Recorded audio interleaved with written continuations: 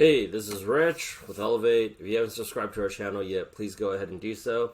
Your number one online resource for everything related to your cybersecurity career. What are the typical titles and salaries for your first cybersecurity role? If you guys want access to this doc, by all means, just go ahead and click on the link in the description.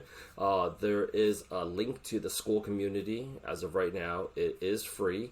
You're able to go in there, and we have tons of resources for you to make this transition a reality for you.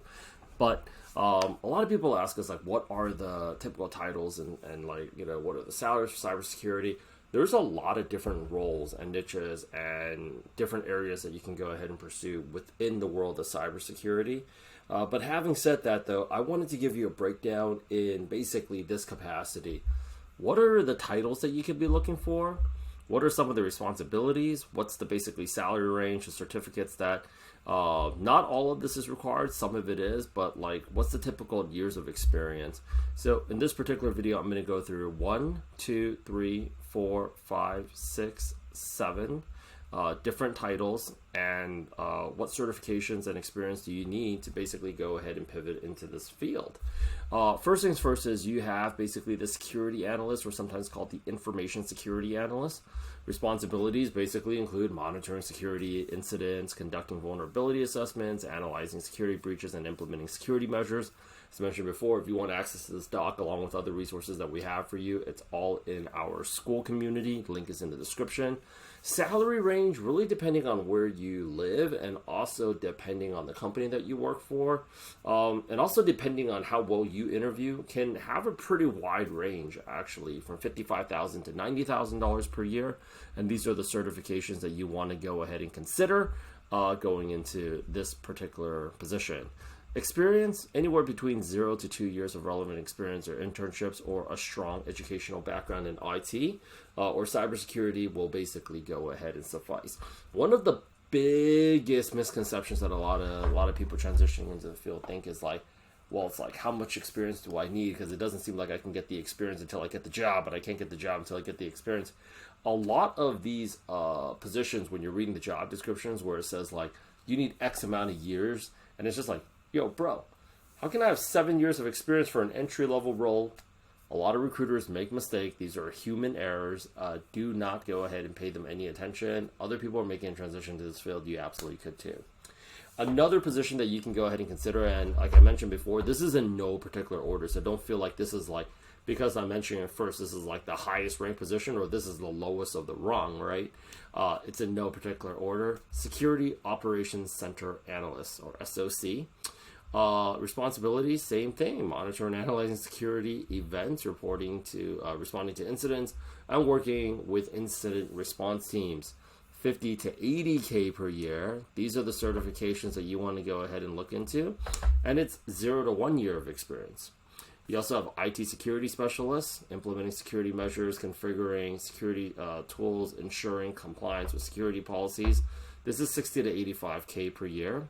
And 1 to 3 years. So, Rich, this one just says like 0 to 1, 0 to 2. It really also depends on the program that you come out of and how much relevant training that you have. This is very, very, very, I would say, equivalent to like, you could have somebody that spent, say, 2 people that didn't speak Spanish, do a study abroad semester in Argentina, and in those 9 weeks, somebody took the program a lot more seriously and somebody else kind of did not, and just hung out with all the other American exchange students speaking English all day. Who do you think got more out of the program? Who do you think is going to be speaking more Spanish when the program is over, when everybody goes back home, right?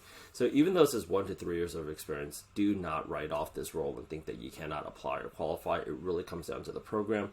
We prepare our students over here quite effectively. So if this is something that you want to look into, we're more than happy to go ahead and talk to you about this. But again, still within kind of like the same salary ranges, right? Number 4, cybersecurity technician, IT support specialist, 45 to 70K a year, 0 to 2 years of experience. Penetration tester, and I think you'll see this term a lot, ethical hacker, 60 to 85K a year, 0 to 2 years of experience. These are the certifications. Incident response analyst, 55 to 80K per year. Security auditor and compliance analyst, 55K to 75K per year. And all about this is, I would say, the main thing that is probably the most important is making sure that you have relevant experience. So in one of the previous YouTube videos, I talked about your step-to-step guide in making a transition to cybersecurity.